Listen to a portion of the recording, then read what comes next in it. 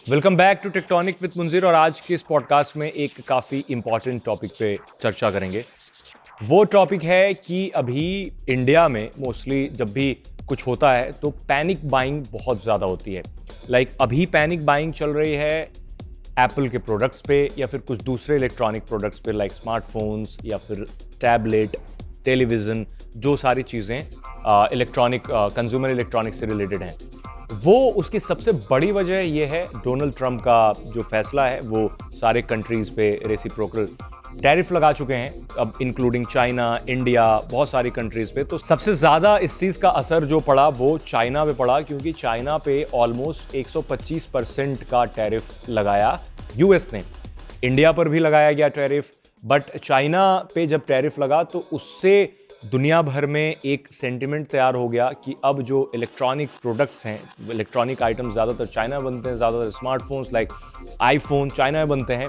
तो उसके बाद से in fact not only people in India बल्कि दूसरे लोग हैं, in fact including apple, 600 ton apple ने 600 टन आईफोन इंडिया से और दूसरे कंट्रीज से यूएस मंगाया वापस। इनफैक्ट इंडिया में 3-4 प्लेन में आईफोन भर भर करके यूनाइटेड स्टेट्स भेजे गए। उसकी वजह एप्पल चाहता है कि जो टैरिफ सिस्टम जब से शुरू हुआ है उससे पहले की जो इन्वेंट्री है उसको अपने पास स्टॉक पाइल कर लिया जाए, ताकि जो प्राइसेस हैं वो न बढ़ पाएं। अब प्राइसेस कैसे बढ़ सकती हैं, इस टैरिफ से प्राइसेस का क्या लेना देना है, पहले ये समझते हैं। अब कोई भी चीज़ अगर चाइना से इंपोर्ट की जाती है, लाइक चाइना में एक्सपोर्ट की जाती है या फिर चाइना में इंपोर्ट की जाती है, तो दोनों तरफ से टैक्सेस लगते हैं एक अमाउंट में। लेकिन अब यूएस ने ये कर दिया है कि 125% टैक्स देना पड़ेगा। 125% अगर टैरिफ लग गया तो जाहिर सी बात है कि अगर 1 लाख रुपए वाला आईफोन है तो हो सकता है कि आपको आने वाले समय में 2 लाख रुपए में मिले। ये ऐसी खबरें चल रही हैं। बट अगेन ये चीज़ें धीरे धीरे करके बदलती गई और मैंने पहले भी सोचा था इसमें पॉडकास्ट रिकॉर्ड कर लूं, बट आई वाज वेटिंग कि ये जा करके एक चीज़ पे सेटल हो, क्योंकि सबसे पहले टैरिफ जब उन्होंने लगाया था तो 56% था, फिर उसके बाद 125% हुआ, उसके बाद 20, उससे पहले 26% था। तो डोनाल्ड ट्रंप धीरे धीरे करके वो बढ़ाते जा रहे हैं। अभी भी 125% है। आई डोंट नो, जब पॉडकास्ट आप देख रहे होंगे तो हो सकता है कि ये टैरिफ वाला सिस्टम ही पूरा खत्म हो गया होगा, या ये भी पॉसिबिलिटी है कि 200% टैरिफ लगा चुके होंगे। बट एक गुड न्यूज़ है आपके लिए, अगर हो सकता है ये पहले मैं रिकॉर्ड कर चुका होता तो वो गुड न्यूज़ आप इसमें नहीं सुनते, बट अब गुड न्यूज़ ये है कि अब 20% ही सिर्फ इलेक्ट्रॉनिक आइटम्स पे टैरिफ लगाया गया है। जो दूसरे 125% है वो नॉर्मल है। अब इससे पहले इतना ज़्यादा टैरिफ नहीं था, बट इंडिया को अभी भी इन सब चीज़ का फ़ायदा मिलेगा। अगर आपको लग रहा है कि चाइना पे ज़्यादा टैरिफ लग गया है और चाइना में फ़ोन बनते हैं तो फ़ोन महंगे हो जाएंगे, तो इंडिया को एक आपदा में अवसर जैसी चीज़ ज़रूर मिली है। बिकॉज़ अगर एप्पल चाइना पे और अपनी रिलायंस बढ़ाता है तो at the end of the day उसको अपने आईफोन के प्राइसेस बढ़ाने पड़ेंगे। अब जैसे मैंने आपको बताया कि 600 टन आईफोन अपने पास एप्पल ने बुला लिया, वापस रिकॉल कर लिया, जो बना हुआ था इंडिया में या फिर जो उन्होंने शिप किया था, ताकि फिर से उसे उस प्राइस पे बेच सकें जितने में उन्होंने पहले तैयार किया था। बिकॉज ये सब प्री टैरिफ की बातें हैं। अब जब इंप्लीमेंट होना शुरू हो रहा है तो फिर महंगे हो जाएंगे, तो इस वजह से स्टॉक पाइल कंपनी कर रही है। बट ये शॉर्ट टर्म उपाय है, लॉन्ग टर्म नहीं है। मतलब शॉर्ट टर्म आपकी इन्वेंट्री कब तक चल सकती है, 1 साल तक चल सकती है, उसके बाद तो आपको महंगा करना पड़ेगा। तो अब एप्पल के पास क्या ऑप्शन बचता है? अगर चाइना में वो बनाना जारी रखता है अपना स्मार्टफोन, जो कि ज़्यादातर स्मार्टफोन जो हैं, एप्पल के फ़ोन जो हैं या दूसरे प्रोडक्ट्स हैं फॉर दैट मैटर, वो चाइना में ही बनते हैं। अब चाइना से अगर इंपोर्ट होते हैं यूएस स्पेशली, तो उस पर बहुत ज़्यादा टैरिफ लगेगा, तो prices will go up obviously. लेकिन अब क्या है, एप्पल दूसरे कंट्रीज को देख रहा है जहां वो मास मैन्युफैक्चरिंग कर सके अपने स्मार्टफोन्स की, जिसमें एक ब्राज़ील है जिसपे 10% का टैरिफ है। तो 10% कंपैरेटिवली इंडिया के मुकाबले या फिर चाइना के मुकाबले काफ़ी ईजी होता है। तो इंडिया पे जो टैरिफ लगा हुआ है वो चाइना से कम है।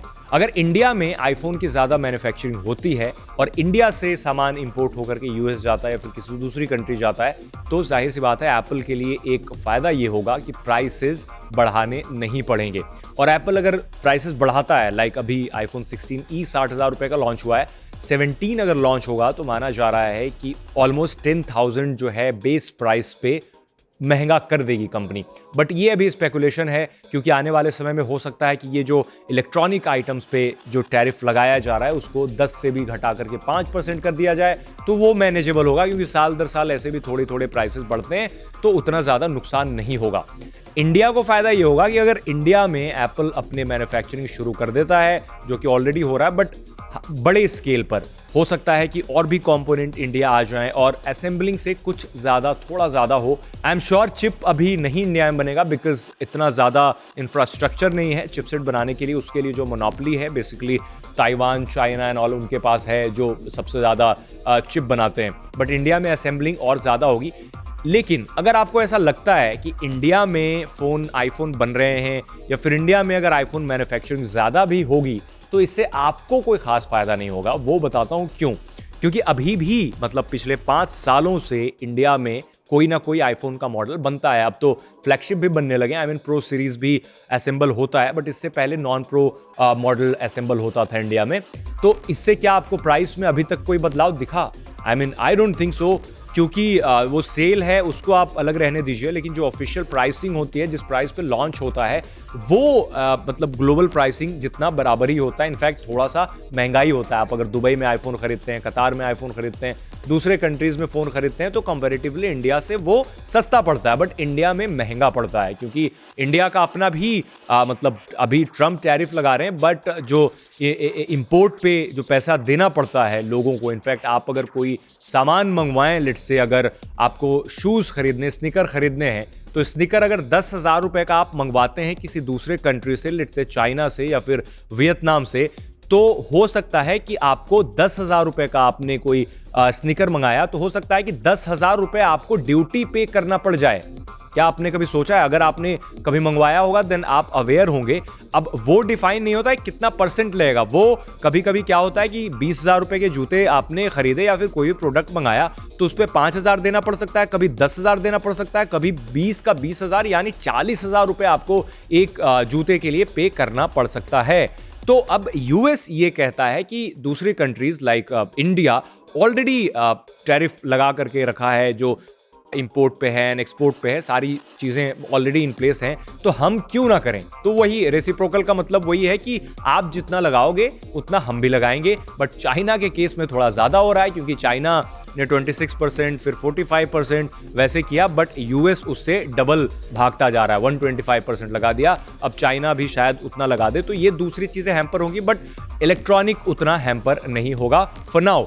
तो अब जाते जाते मैं आपको ये बता दूं कि अभी आप लोगों को क्या करना चाहिए। लाइक अगर आप इलेक्ट्रॉनिक आइटम्स खरीदने जा रहे हैं, लाइक स्मार्टफोन, टैबलेट या फिर कोई भी ईयरबड्स कुछ भी खरीद रहे हैं, तो आपको नॉर्मल एज इट इज़ जैसे पहले कर रहे थे वैसे ही करना पड़ेगा। आपको नॉर्मल शॉपिंग करनी पड़ेगी। ये सोच करके कतई कोई खरीदारी ना कर लें कि अब प्राइसेस बढ़ जाएंगे तो जल्दी जल्दी आईफोन खरीद लेते हैं, ताकि आगे सब कुछ महंगा हो जाएगा। और कई ऐसे लोगों को मैं जानता हूं जिन्होंने 4-5 आईफोन्स अपने रिलेटिव्स जो भी हैं सारे लोगों के लिए खरीद लिया, ताकि उन्हें ऐसा लगा कि 3-4 साल तक कम से कम ज़्यादा प्राइस भी बढ़ेंगे। बीच में ऐसी खबरें आ रही थी कि आईफोन की प्राइसेस जो हैं वो 2 लाख रुपए तक के हो जाएंगे, और वो इस वजह से आ रहा था कि 125% की टैरिफ जो डोनाल्ड ट्रंप ने लगाई थी वो इलेक्ट्रॉनिक्स पे भी थी।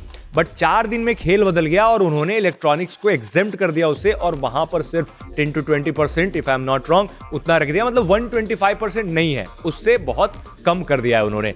तो अब आप खुद सोच सकते हैं कि कहाँ 125% लगाया था तो स्पेकुलेशन आ रहे थे कि आईफोन की कीमतें बढ़ जाएंगी, 2-2 लाख रुपए हो जाएंगी, बट अब कर दिया 10 to 20%, तो जाहिर सी बात है बहुत कम बढ़ेगा। और एक बात और है कि जो रिस्क एपेटाइट है, लाइक एप्पल नहीं चाहता है कि इस पॉइंट ऑफ टाइम पे प्राइसेस इतने ज़्यादा बढ़ाए जाएं उस वक्त पर जब दुनिया भर से एक एप्पल को बैकलैश भी मिलता है कि कुछ नया नहीं कर रहे हैं, कुछ इनोवेशन नहीं कर रहे हैं, इनोवेशन इज डेड, पहले जैसी इनोवेशन आईफोन में नहीं दिखती है।